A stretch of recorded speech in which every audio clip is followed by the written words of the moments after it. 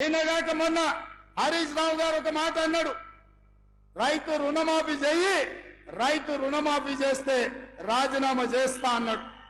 నేను ఈ వేదిక మీద నుంచి మాట ఇస్తున్నా, రామప్ప దేవాలయం శివుడి సాక్షిగా, సమ్మక్క సారలమ్మ సాక్షిగా, 1000 స్తంభాల గుడి సాక్షిగా, అక్కడి సూర్యుడు ఇక్కడ ఉదయించిన, భూమి ఆకాశం తిరగబడ్డా, తుఫానులు వచ్చినా, భూకంపం వచ్చినా, భూమి బద్దలైనా, నేను మాట ఇస్తున్నా 15 ఆగస్టు లోపల తెలంగాణ రైతాంగానికి